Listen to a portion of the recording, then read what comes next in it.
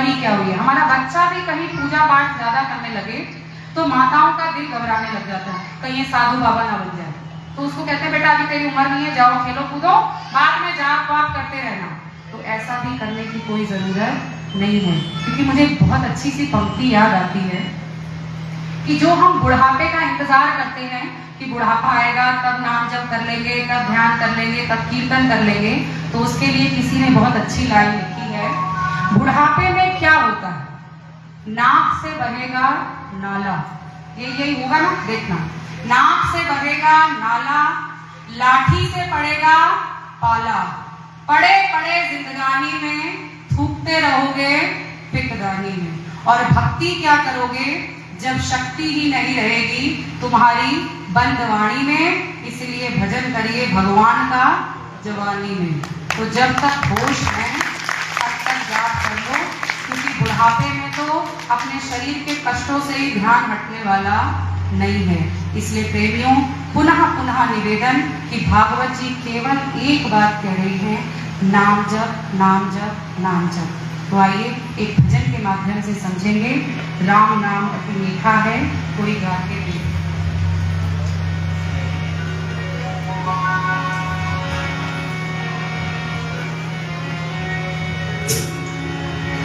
तुलसियावल रामचंद्र भगवान की जय।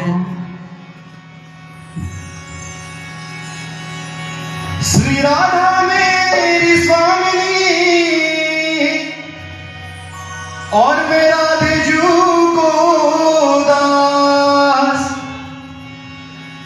श्री राधा मेरी स्वामिनी और मैं राधे जू को दास।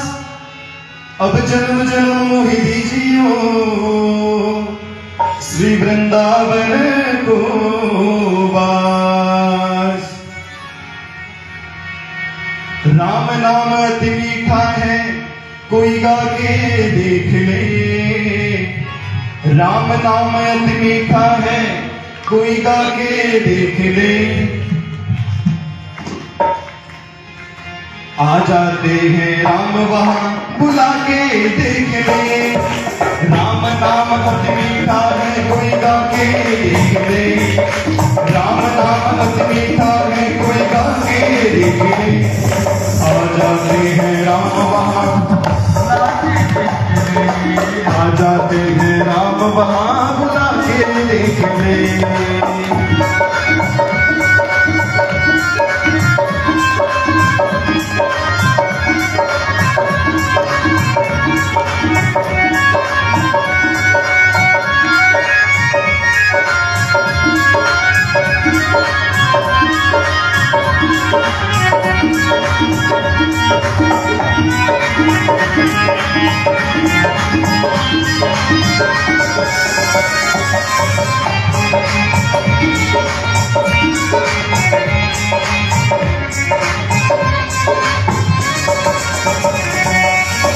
अच्छा, मुझे इस वजह से बहुत सुंदर भी दो लाइनें याद आई कि देखो नाम का कितना प्रचार है। कहते हैं ना कि कलयुग को केवल नाम आधारा और सुमिर सुमिर पर पारा। तो कलयुग में नाम की अगर हमको नाम जप का अगर शक्ति देखनी है ना तो हनुमान जी सीखो। राम नाम लेकर लंका में गए और आग लगा के आए। नाम जप की तो महिमा थी। कैसा करिश्मा तूने हनुमान कर दिया, कैसा करिश्मा तूने हनुमान कर दिया। जो राम ने कलयुग तुम्हारे नाम कर दिया, जो राम ने कलयुग तुम्हारे नाम कर दिया। कैसा करिश्मा तूने हनुमान कर दिया, कैसा करिश्मा तूने हनुमान कर दिया। और जो राम ने कलयुग तुम्हारे नाम कर दिया, जो राम ने कलयुग तुम्हारे नाम कर दिया।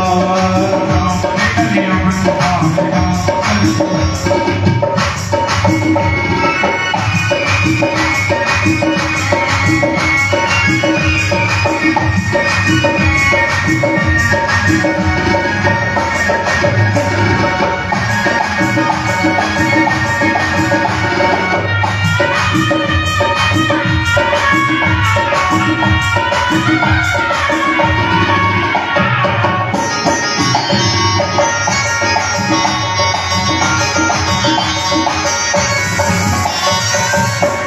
है दाता मेरा मैं पुजारी तेरा, तू है दाता मेरा मैं पुजारी तेरा, तू है दाता मेरा मैं पुजारी तेरा, तू है दाता मेरा मैं पुजारी तेरा, तेरे दरगाह में बाबा भिखारी तेरा, तेरे दरगाह में बाबा भिखारी तेरा, तेरे दरगाह में बाबा भिखारी तेरा।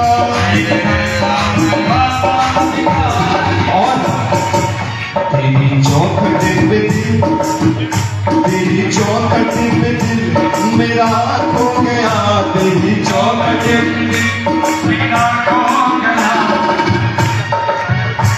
जो राम ने कलयुग तुम्हारे नाम कर दिया, जो राम ने कलयुग तुम्हारे नाम, कैसा करिश्मा तूने हनुमान कर दिया, कैसा करिश्मा तूने हनुमान कर दिया, जो राम ने कलयुग तुम्हारे नाम कर दिया, जो राम ने कलयुग तुम्हारे नाम कर दिया।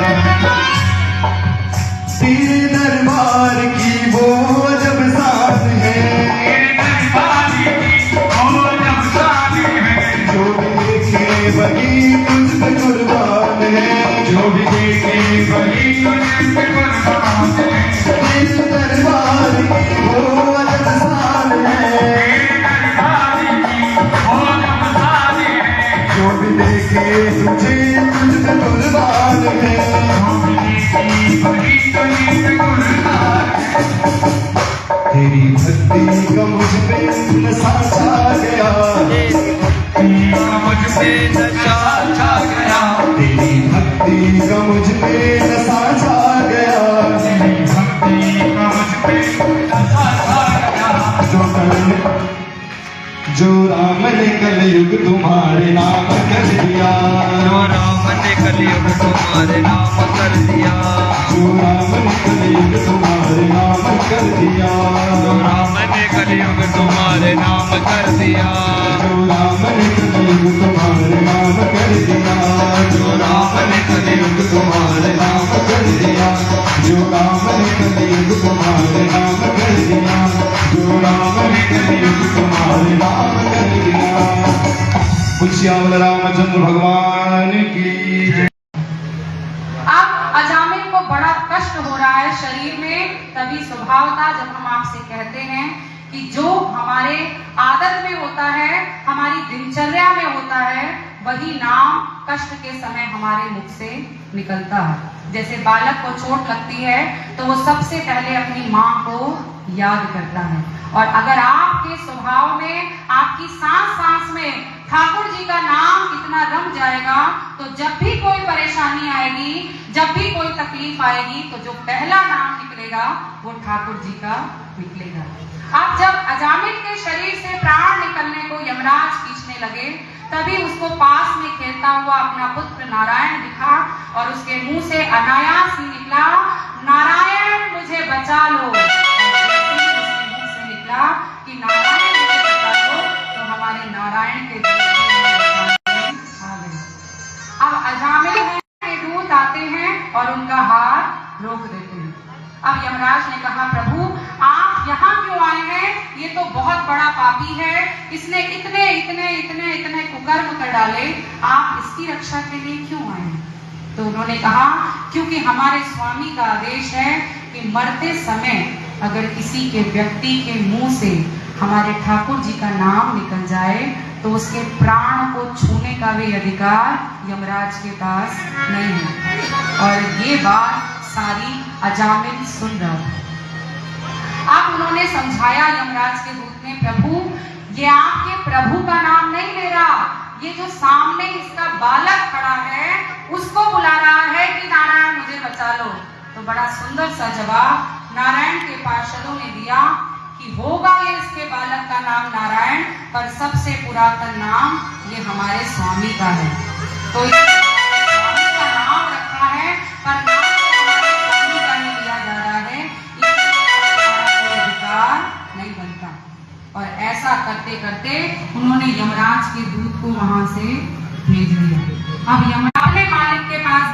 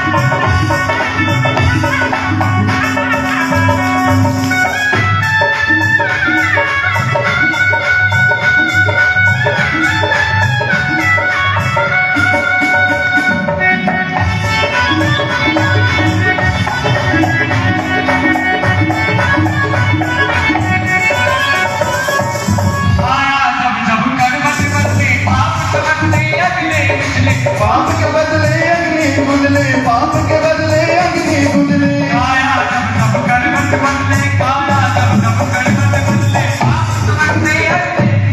पाप के बदले अग्नि बुझले, पाप के बदले अग्नि बुझले।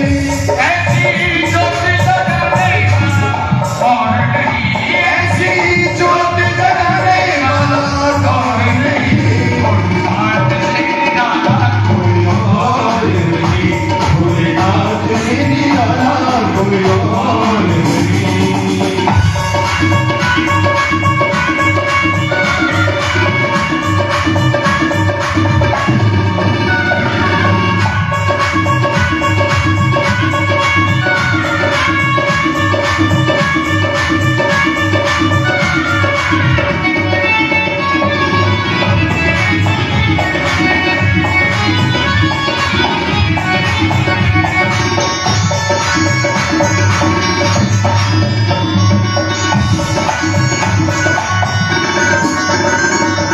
अपनी जग का कष्ट बिताया, मुझको स्वामी क्यों बिसराया, मुझको स्वामी क्यों बिसराया, मुझको स्वामी क्यों बिसराया। तुमने अपने जग का कष्ट बिताया, मुझको स्वामी क्यों बिसराया, उनको स्वामी क्यों बिसराया, उनको स्वामी क्यों बिसराया। अब तो मुझको बचाने वाला और नहीं, अब तो मुझको बचाने वाला और नहीं, भोलेनाथ से निराला कोई और नहीं, भोलेनाथ से निराला कोई और नहीं।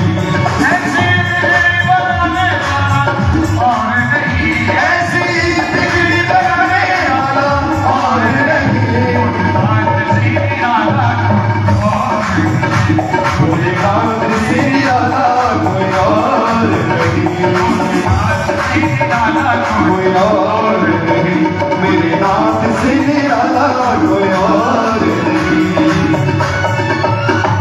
बोले शंकर भगवान की सदा जय हो। आइए, बहुत सुंदर। इसीलिए कहते हैं कि कलयुग में सबसे जरूरी कोई है तो वो है केवल और केवल नाम। अभी हमने चर्चा करी कि हम जल चढ़ाने जाएं तो भी भोले बाबा का नाम निरंतर जप करते रहें, तब उस एक लोटा जल से हमारी सभी समस्याओं का हल निकल पाएगा। पर इस बात को ध्यान रखें कि जब भी हम जल चढ़ाने जाएंगे उस 5 और 10 मिनट के लिए हम अपनी दुनियादारी को भोले बाबा के मंदिर के बाहर ही छोड़कर जाएंगे। अब इसी नाम पर अगर हम चर्चा करें तो एक बहुत प्यारी सी कथा भागवत जी में आती है और वो हमें बताती है कि नाम जप का महत्व क्या है। आइए उस महत्व को जानने के लिए इस कथा में प्रवेश करते हैं। एक ब्राह्मण है जिनका नाम है अजामिल। क्या नाम है? अजामिल बहुत ही प्रकांड विद्वान ब्राह्मण है। पर एक बार की बात है कि उनकी गृहस्थी अभी तक तो बहुत अच्छी चल रही थी, पर एक बार जब वो गए वहां उन्होंने एक व्यक्ति को एक वैश्या के साथ देखा और जैसे ही उन्होंने उसको वैश्या के साथ देखा तो उनका मन भी उसी वैश्या में रंग गया और हुआ ऐसा कि उन्होंने उसी वैश्या को निवेदन कर दिया कि तुम मेरे साथ मेरे घर चलो। अब वैश्या उनके साथ घर पर आ गई क्योंकि उसे पैसों का धन का लोभ रहता है और वो लोभ अजामिल के द्वारा दे दिया गया। अब जैसे ही वैश्या ने उनके घर में प्रवेश किया तो उन्होंने सर्वप्रथम कार्य ये किया कि उनकी धर्मपत्नी और बच्चों को घर से बाहर कर दिया। अब वैश्या का एक छत्र साम्राज्य स्थापित हो चुका है और अजामिल और वो एक घर में निवास करते हैं और निवास के साथ साथ उनकी 9 संतानों ने जन्म ले लिया। एक नहीं, 2 नहीं, कितनी संतानें? 9 संतानें। पर एक बार पुण्य कर्मों का उदय हुआ और अजामिल के घर में ब्राह्मण आए और वो ब्राह्मण भी सिद्ध ऋषि मुनि थे। जैसे ही वो अजामिल के द्वार पर आए उस समय अजामिल कहीं कार्य से बाहर चले गए थे। जब वैश्या ने देखा तो उन्होंने निवेदन किया कि प्रभु आप क्या चाहते हैं? उन्होंने कहा हमें किसी ने कहा है कि यहाँ पर बहुत अच्छा ब्राह्मण रहता है तो हम आज की रात यहाँ निवास करना चाहते हैं। तो वैश्या ने कहा प्रभु मेरे घर का अन्न तो अब आपके सेवन करने लायक नहीं है और मैं भी आपका धर्म भ्रष्ट नहीं कर सकती, पर क्योंकि आप द्वार पर आए हैं तो बस इतना निवेदन करती हूँ कि घर के बाहर जो वृक्ष है वहां पर आप निवास करें। मैं आपको सूखा अन्न दूंगी, आप स्वयं पकाएं और खाएं क्योंकि मेरे घर का अनाज आपके सेवन करने योग्य नहीं है। आज ऋषि महात्मा ने भी यही सोचा कि अगर ठाकुर जी ने मुझे इनके घर तक भेजा है तो इसका मतलब कि आज उनके मन में कुछ ना कुछ मेरे द्वारा कार्य करवाने की योजना है। तो आज ये घर भी छोड़कर जाना उचित नहीं है। ठाकुर जी लेकर आए हैं तो कुछ ना कुछ प्रयोजन जरूर होगा। अब ऋषि घर के बाहर आंगन में एक वृक्ष है उसके नीचे स्वयं बनाते हैं और पाते। ये ऋषि मुनि आज हमारे द्वार पर सुबह चले जाएंगे। अब रात में ऋषि मुनियों को सब पता चल गया कि उनके घर का वातावरण कैसा है। अब जब उन्होंने प्रसाद पाकर सुबह विदा मांगी तो उन्होंने कहा कि बेटा कि जब ऋषि मुनियों को प्रसाद पवाया जाता है तो उसके साथ दक्षिणा जरूर रखी जाती है, तो मैं आपसे दक्षिणा भी चाहता हूँ। अब अजामिल जी ने कहा कि आपको देने के लिए मेरे पास कोई दक्षिणा नहीं है। तो उन्होंने कहा कोई बात नहीं, धन की दक्षिणा नहीं है तो एक वचन दे दो। मैं आपसे एक वचन लूंगा और आपका द्वार छोड़कर यहाँ से प्रस्थान कर लूंगा। अब ऋषि मुनि तो स्वभावतः इतना सुकोमल स्वभाव उनका होता है कि वो केवल और केवल जो उनकी शरण में आया है उसका उद्धार ही करना जानते हैं। आज ऋषि मुनि ने कहा कि बस एक वचन दो, क्योंकि अभी ये जो स्त्री खड़ी है ये गर्भवती है, इनका 10वां बालक जन्म लेने वाला है, तो केवल ये वचन देना कि अब जो बालक होगा उसका नाम नारायण रख देना। तो अजामिल ने कहा ठीक है, ये दक्षिणा तो आपको दी जा सकती है, अब जो बालक होगा उसका नाम नारायण रख दिया जाए। अब ऋषि मुनि तो जानते हैं नाम का प्रभाव।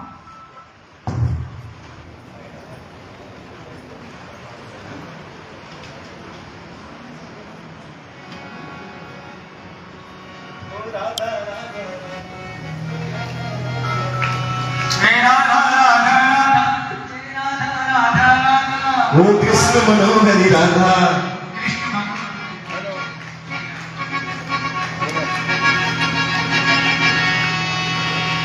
श्री कृष्ण गोविंद हरे मुरारी, हे नाथ नारायण वासुदेवा,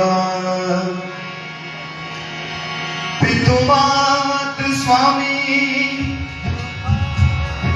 पितु मात स्वामी सखा हमारे, माता पिता तुम सखा हमारे, हे नाथ नारायण वासुदेवा, हे नाथ नारायण वासुदेवा, श्री कृष्ण गोविंद हरे मुरारे, हे नाथ नारायण वासुदेवा, कृष्ण गोविंद हरे मुरारी, हे नाथ नारायण वासुदेवा।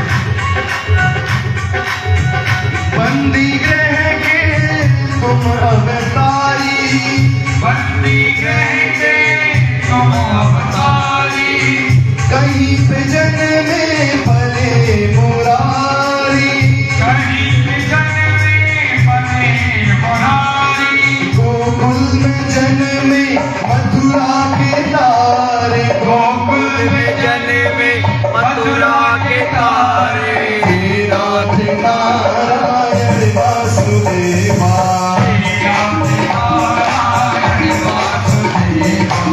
श्री कृष्ण गोविंद हरे मुरारी, हे नाथ नारायण वासुदेवा, कृष्ण गोविंद हरे मुरारी, हे नाथ नारायण वासुदेवा। बाकी हरिलाल की जय। जय हो।